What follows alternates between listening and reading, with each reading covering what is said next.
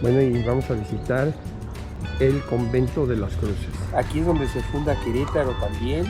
Lo erigió Fray Antonio Linares en el siglo XVII. También se convierte en el primer colegio de misioneros de América.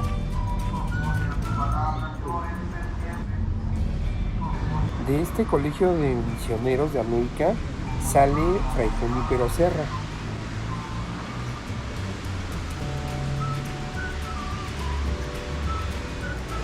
Bueno, este es el templo de la Santa Cruz. Vean qué maravilla del lugar. Y bueno, este es el claustro. Y bueno, miren. Allá va un padre con el atuendo de franciscano.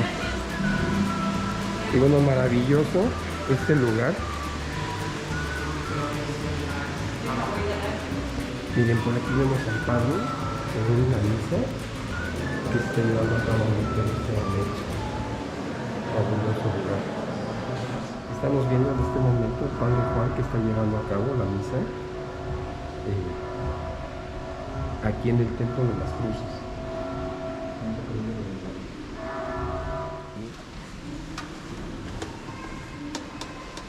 Y vamos a conocer de este lado este lugar que está maravilloso. Y esto, bueno,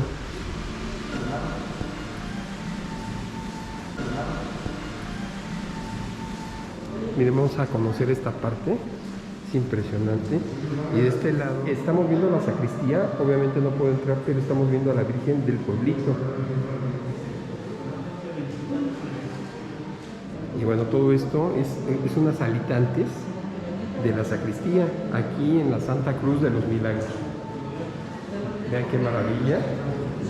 Y bueno, miren, aquí tenemos a San Francisco de Asís, al centro de esta pequeña sala. Y de este lado tenemos, esta es la clausura. Recuerden que en los otros videos que hemos estado presentes me han permitido el acceso, pero bueno, en este caso no tengo el permiso, pero miren, para que vean, conozcan esta parte.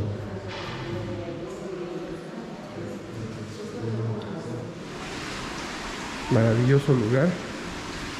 Y vamos de este lado.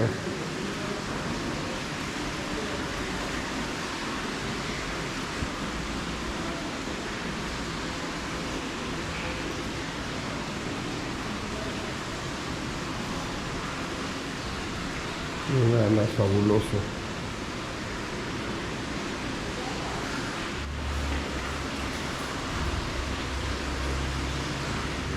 Este es el famoso lugar donde está el árbol, que sus espinas son cruces. Y bueno, ves este detalle. Obviamente se tiene que pagar, creo que son 20 pesos o algo así, para que puedas accesar y conocer este lugar que es impresionante, es único en el mundo.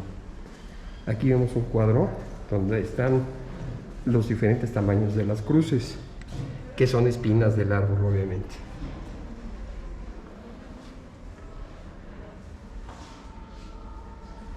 Y bueno, toda esta gente que está aquí, estamos esperando a poder accesar. Abren a las 10 de la mañana. Y bueno, en este momento vamos a pagar el acceso, son 20 pesos por persona. Y nos va a atender Samuel. Ok, muy bien, perfecto. Y vamos a visitar el convento de la Santa Cruz, donde todavía me dicen que aquí hay 20 franciscanos. 24 franciscanos y 5 sacerdotes. 5 sacerdotes. Y 5 sacerdotes. O sea, sigue siendo convento activo. Ok, muy bien, gracias. Ay, qué buen día. Buen día. ¿Qué tal? ¿Cómo están? Son los chicos. Hay que esperar en el patio y enseguida yo los acompaño para dar inicio a la... Claro que sí, gracias. Miren qué maravilloso lugar, es impresionante. Esto es un lugar que tienes que venir a visitar cuando vengas a Querétaro.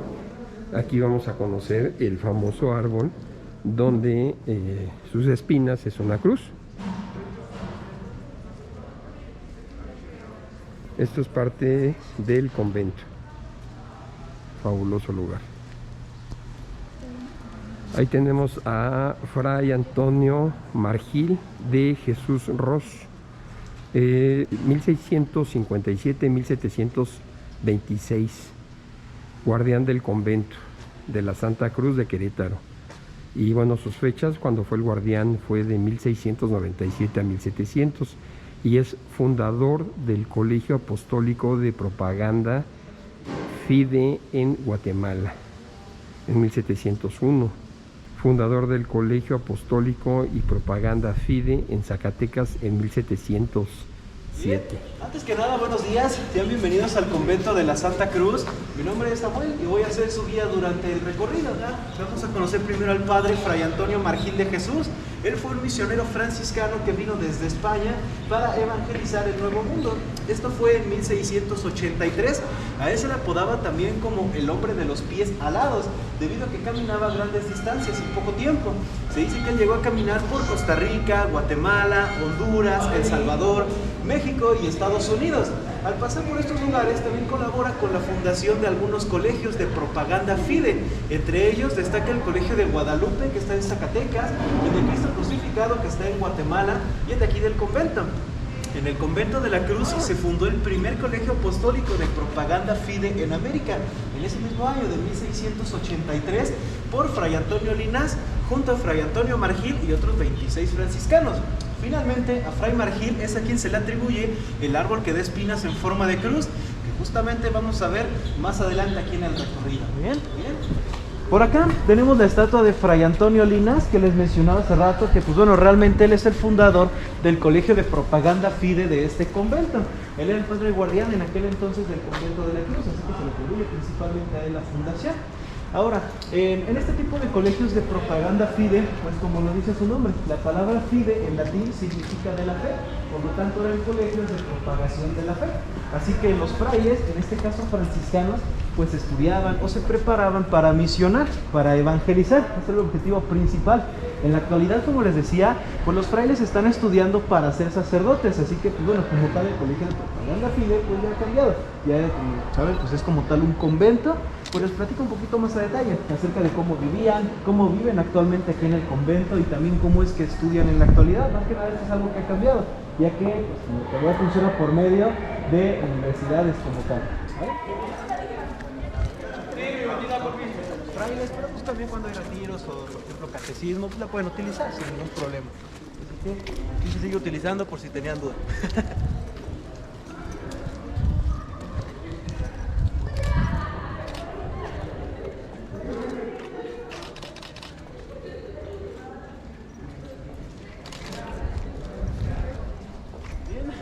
Vamos a acercarnos por acá. Aquí se van a acomodar alrededor de la reja, realmente donde gusten, para que puedan observar. Pueden ir tomando fotos también si gustan, no hay ningún problema. Y enseguida, ya que esté la mayoría, pues les platico sobre los árboles como tal. Aquí ya estamos viendo el famoso árbol y vean qué maravilla, es impresionante esto. Vean los detalles de las espinas que son cruces y salen de los árboles, o sea, impresionante esto. Impresionante. Voy a hacer algún acercamiento, voy a hacer algunas fotografías y bueno, en el video verán la inserción de las fotografías, los detalles, es impresionante. Los árboles que dan espinas en forma de cruz o árbol de las cruces, como gusten llamarle, realmente no tiene un nombre como tal o un nombre oficial, por así decirlo, así que lo podemos conocer de ambas maneras. El origen de este tipo de árbol, leyenda cuenta que Fray Antonio Margil de Jesús, el primer fray que vimos, él solía descansar en un jardín de este convento antes de ir a misionar, específicamente en la huerta del convento, que más adelante pasaremos por ahí. Se cuenta que uno de esos días, ahí por 1697, Fray Margil dejó clavado su bastón con el que se apoyaba para caminar, olvidado en aquel jardín. Cuando se disponía a tomarlo para hacer uno de los tantos viajes que solía hacer, pues se dio cuenta de que este bastón comenzaba a retoñar. Entonces se cuenta que el bastón de Fray Margil es el que se convirtió en el primer árbol de espinas en forma de cruz de aquí del convento. Todo el jardín está repleto de este tipo de árbol, y esto se debe a que pertenece a la familia de las mimosas, y esto se puede reproducir por medio de nódulos en las raíces, que es lo que ha ocurrido acá. Y pues bueno, realmente la única manera en la que se puede reproducir, ya que no da ningún tipo de flor o fruto, simplemente son las hojas y las espinas. En la parte de arriba estás viendo la cúpula del templo. Impresionante todo esto. La pieza que tenemos de este lado es una antigua pila bautismal. Esta pila bautismal se encontraba originalmente en el Calvarino. Para los que no conozcan el Calvarito, pues es la iglesia que está a un costado de este templo, literalmente cruzando la calle, pues ahí la van a encontrar. Esta iglesia pues es bastante importante porque es considerada como la primera iglesia de esta ciudad, pero no es por el edificio o su construcción como tal. La construcción que vemos actualmente del Calvarito data de 1712. Y pues bueno, realmente es hasta más moderno que este convento, porque el convento de la Cruz es de 1654. Sin embargo, el Calvarito es la primera iglesia porque ahí se realizó la primera misa de la ciudad, el 26 de julio de 1531. En aquel entonces era una construcción de paja únicamente. Bien, vamos a llegar hasta el patio. Van a ir observando, se van a dar una idea. De qué maravilla de lugar el que estamos visitando. Padrísimo. Obviamente estos son los vestigios originales de aquella época. Es impresionante. Es algo muy similar, o podría compararlo con el Desierto de los Leones. El ex convento del Desierto de los Leones es muy similar la construcción. Y bueno, ahí tenemos una placa que dice que se hizo en 1739. Maravilloso, impresionante. Vean el tipo de estructura. Por allá va saliendo Samuel, que es nuestro guía. Muy bien, fabuloso lugar.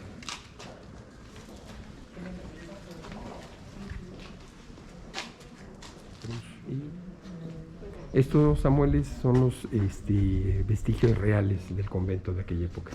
Exactamente, esta zona es más o menos de 1735, 1740 aproximadamente, que se construyó como tal toda esta zona. Realmente es de 1735, al igual que el acueducto, justamente porque está relacionado con él. Exacto. Ahorita les voy a platicar sobre eso un poquito más a detalle. Muy bien, gracias, Samuel. ¿Sí? ¿No hay de qué?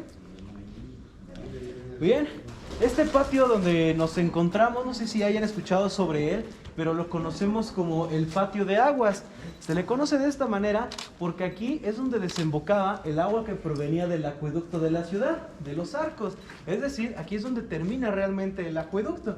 No sé si ya lo fueron a visitar, pero el acueducto data de 1735 y fue una obra costeada principalmente por el marqués de la villa del Villar del Águila, que fue Juan Antonio de Urrutia y Arana. Esto porque él era un benefactor hacia la ciudad. Pero se cuenta también por ahí una historia que, pues para ser sinceros, es más una leyenda, que dice que influye la petición de una monja del monasterio de Santa Clara. Esta, no sé si habían escuchado, es una de las historias más famosas de esta ciudad, pero tiene estas dos versiones.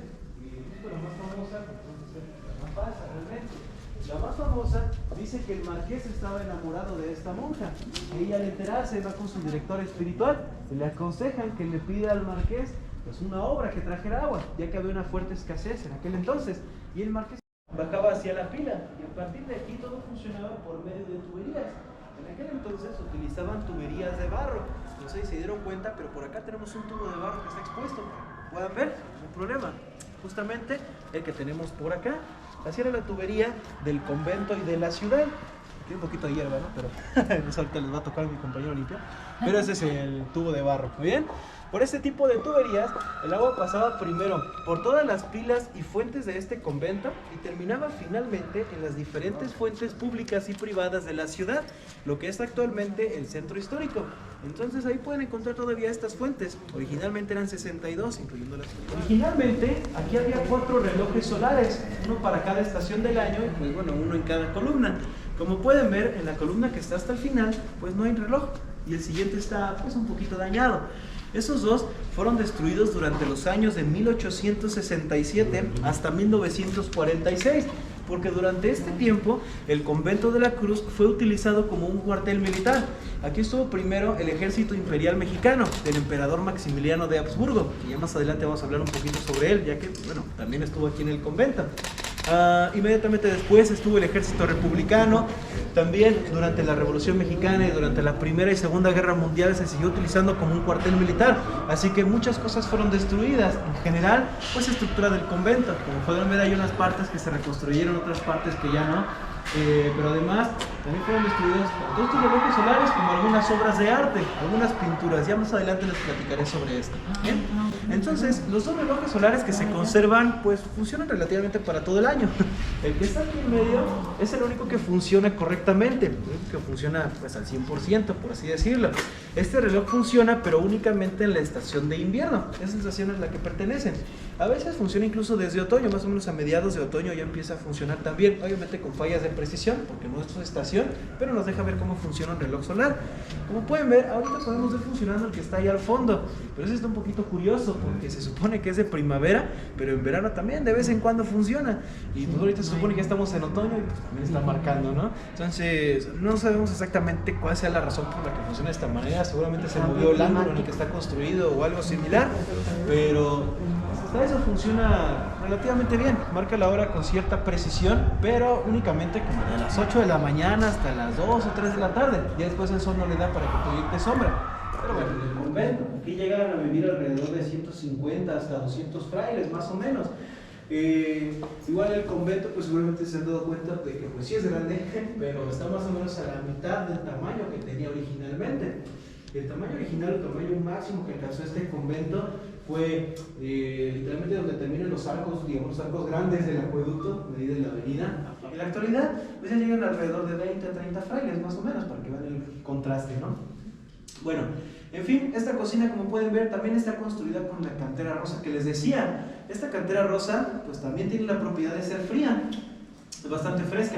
Tanto así que aquí se aprovechó para construir un refrigerador natural, por así llamarlo. Este refrigerador natural funciona gracias a la cantera rosa, por sí misma. O sea, con el simple hecho de ser una habitación con cantera rosa, pues ya es una habitación un poquito más fría de lo normal, o a lo mejor de lo que estamos acostumbrados. Pero además hay corrientes de aire que pasan por aquí. También en la parte de adentro hay una pila de agua que cuando tenía agua ayudaba a mantener fresco el ambiente.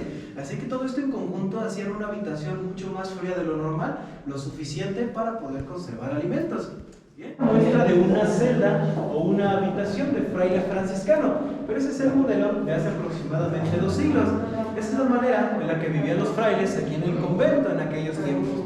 Las habitaciones, como pudieron observar, eran bastante sencillas, solamente con un lugar para descansar, otro lugar para escribir o estudiar y otro para rezar. Esto, primero porque los frailes pues siempre se han tenido que preparar, tanto espiritual como académicamente.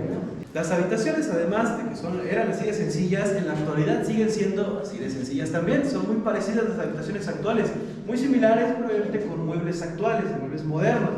Pero pues bueno, son así de sencillas tanto su forma de vida de los frailes como sus habitaciones, principalmente porque como orden franciscana cumplen algunos votos. También otras órdenes religiosas lo hacen, pero bueno, creo que son las católicas nada más. Pero bueno, los votos son algo así como unas obligaciones que les rigen su forma de vida. Por ejemplo, en el caso de los franciscanos, ellos cumplen con el voto de la pobreza, la obediencia y la castidad. Estos 3 votos, principalmente el de pobreza, pues bueno, es el que les hace tener una vida un poquito austera. Viven solamente con lo necesario. ¿Bien? Ahora, su preparación académica actual se lleva a cabo justamente de este lado. Esta puerta de vidrio es la entrada principal al Colegio Universitario de la Santa Cruz. Aquí los frailes estudian la licenciatura en filosofía para posteriormente continuar estudiando para ser sacerdotes. Aquí la licenciatura pues son 3 años, pero para ser sacerdotes son alrededor de 12 años de estudio. Son 5 años en el seminario, que es con lo que empiezan. En el caso de los que vienen aquí al convento, pues bueno, van al seminario de aquí de Querétaro, el que está en el pueblito. Entonces ahí son los primeros 5 años, digamos, es como tronco común, por así decirlo, de alguna manera. Luego llegan a este convento de la Cruz a estudiar 3 años de filosofía y terminan finalmente en El Paso, Texas, estudiando 4 años de teología. Y ya de ahí se ordenan como sacerdotes. Los que pasan por estos 3 conventos son únicamente los de la provincia de San Pedro y San Pablo de Michoacán, porque según la provincia van a diferentes conventos para prepararse, pero a fin de cuentas estudian lo mismo. ¿Bien? Ahora, esta universidad está incorporada actualmente a la SEP, a la Secretaría de Educación Pública. Por lo tanto, pues ya funciona tal cual como una universidad para cualquier persona laica también. O sea, independientemente de que sea un convento, también es una universidad. ¿Vale? Antes de subir, pueden observar por allá una parte de la huerta del convento.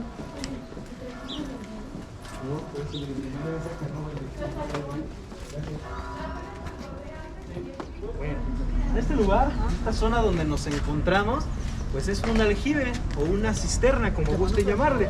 Aquí se almacena agua que proviene de la lluvia. Este convento, desde que se construyó hasta la actualidad, cuenta con un sistema de captación de agua fluvial. Funciona por medio del techo. Todo el techo del convento y aquí hay agua. es un sistema de canales. Todo el techo son como unas montañitas que van conduciendo todo el agua hasta el canal principal, que es el que tenemos por aquí enfrente. Entonces cuando llueve, tenemos aquí como una cascada, aquí va bajando todo el agua y termina finalmente en este depósito. Son aproximadamente 4 metros de profundidad toda esta área, así que se almacena bastante agua por acá. Todo el agua que se ha guardado en este aljibe se ha utilizado principalmente para el riegue, sobre todo el de la huerta, que como les decía, es la zona que tenemos de este lado. Esta huerta era originalmente la principal fuente de alimento para los frailes, pero en la actualidad ya se utiliza principalmente para los diferentes retiros o eventos que son prácticamente el de las habitaciones de los frailes y de los sacerdotes.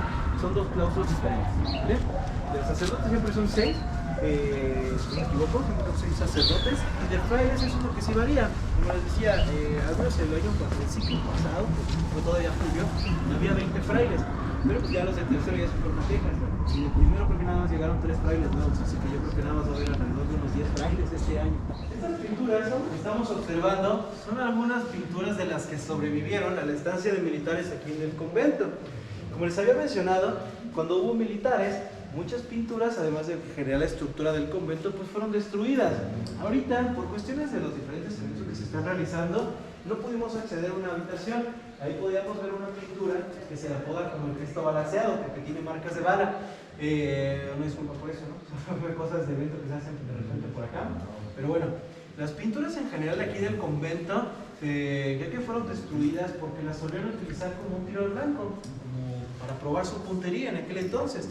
Como les decía, pues esa pintura tenía sus marcas de balas, se notaba ahí claramente que pues fue a propósito, o sea que no fue un accidente que llegaran allá. Y justamente el resto de la obra de esta pintura pues está destruida por esta razón. También se le encontraron marcas de bala, pero estas de acá justamente no tienen ningún daño superficial, no tienen ningún disparo. Pero pues, bueno, son muy poquitas las que se conservaron. Todas estas 4 eran parte de una obra que representaba todo el Vía Crucis. Solamente se conserva la parte de la crucifixión, es lo único que está completo. Se forma por 2 pinturas. No sé si se dieron cuenta, pero la segunda pintura pues, es únicamente la parte inferior de la tercera. Así que cada, digamos, 2 pinturas de estas hacían únicamente una pieza de la obra original. Así que pues, en general se sufre bastante daño de esta obra. ¿Bien? Esta pintura, como prácticamente todas las que hay aquí en el convento, pues se mantienen con autor anónimo, ya que no cuentan con ninguna firma o marca para reconocer a algún artista. Así que se cree que todas ellas fueron realizadas por los diferentes frailes que han llegado a vivir aquí en el convento. Este templo y convento de la Cruz están construidos sobre una colina o sobre un cerro. A este cerro se le conocía como el Sangremal, un lugar donde el 25 de julio de 1531 pues, se llevó a cabo una batalla. La batalla fue entre los nativos, que eran los chichimecas, contra españoles conquistadores. Contra los españoles conquistadores también venía un grupo de nativos, pero pues ellos ya bautizados. Estos nativos ya bautizados pues venían bajo el mando, justamente de Conín, que lo tenemos por acá representado. Conín tiempo después es bautizado como Fernando de Tapia, y ya como Fernando de Tapia la consideran parte de los fundadores de la ciudad. Por ello en Plaza Fundadores, enfrente del atrio, van a encontrar una estatua de Fernando de Tapia. ¿Bien? Ahora, en esta batalla que les mencionaba, se cuenta que se pudo ver en el cielo primero un eclipse solar. En cuanto se acabó el eclipse solar, se pudo ver la aparición de una cruz luminosa, también de un hombre a caballo en el cielo, que pues bueno, se creía que era el apóstol Santiago. Así que los nativos, al ver al apóstol Santiago y a la cruz, lo toman como una señal divina, aceptando así la fe católica, siendo bautizados por los frailes, y esto da pie a la fundación de la ciudad, que fue ese mismo día, el 25 de julio de 1531, se funda la ciudad de Querétaro. ¿Bien? Ahora, como se habrán dado cuenta, por la aparición del apóstol Santiago, es que esta ciudad se le llama pues, Santiago de Querétaro. Y conforme a la cruz, como les había platicado, el 26 de julio de 1531, justo el siguiente día de esta batalla, se realizó la primera misa de la ciudad, en el Calvarito. En aquel entonces las misas eran con una cruz, pues en fin, una cruz de palo prácticamente, lo cual no le gustaba tanto a los nativos. Ellos querían una cruz que se pareciera a la que vieron aquel día en el cielo. A fin de cuentas era lo único que conocían en aquel entonces de la religión católica. Así que los frailes, después de varios intentos, pero en ese mismo año, construyeron finalmente una cruz. Esta cruz se dice que está hecha a semejanza de la que se pudo ver aquel día en el cielo. Estoy hablando de la cruz en cantera blanca que se sigue conservando aquí en el templo. Es la que está aquí en la iglesia, en el altar mayor, por si gustan visitarla terminando el recorrido. Esa cruz no lo parece, pero ya tiene sus 491 años también, al igual que la ciudad. Esta cruz de cantera es la llamada Santa Cruz de los Milagros, a lo que va dirigido este templo y convento. El emperador Maximiliano de Habsburgo, como les mencioné, él estuvo acá. El emperador Maximiliano llegó al convento el 13 de marzo de 1867, tomándolo como cuartel, como residencia, pero eso es únicamente hasta el 15 de mayo. El 15 de mayo, el ejército republicano entró a este convento para tratar de atraparlo. Se dice que lo atraparon hasta el Cerro de las Campanas y de ahí lo trajeron de regreso aquí al convento de la Cruz.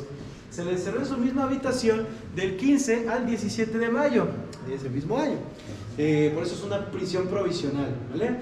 De aquí después fue llevado a sus prisiones, que fueron el convento de Teresitas y el convento de Capuchinas.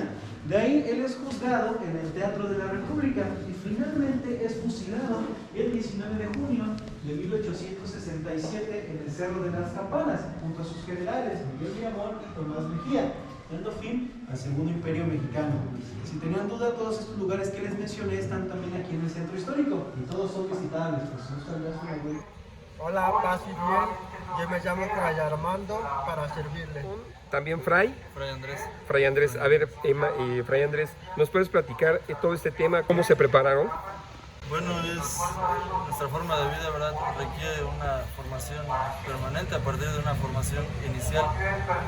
Nuestra formación consta también, la formación inicial, de varias etapas, iniciando por el aspirantado, ¿sí? Después el postulantado, posteriormente la etapa canónica del noviciado y después la etapa de la profesión temporal. Esta se divide en dos también grandes etapas: la etapa del estudio de la filosofía y la etapa del estudio de la teología. Sí, actualmente nosotros nos encontramos estudiando aquí en este templo y convento de la Santa Cruz de los Milagros la filosofía, ¿verdad? Y bueno, pues continuamos formándonos aún. Sí. Ok, y oye, por ahí me comenta que de aquí ustedes parten a En El Paso, Texas. En El Paso, Texas, ok. ¿Y ahí qué estudian? La teología. La Sí. teología. Muy bien. Pues maravilloso y gracias por la entrevista. Gracias. Este es Nicolás de San Luis Montañés, Fernando Tapia, Juan Sánchez de Alanís, Fray Jacobo Daciano. Maravilloso lugar. Y por allá. Y bueno, esta es la placa conmemorativa a la fundación de este estado maravilloso que es Querétaro. Y aquí vemos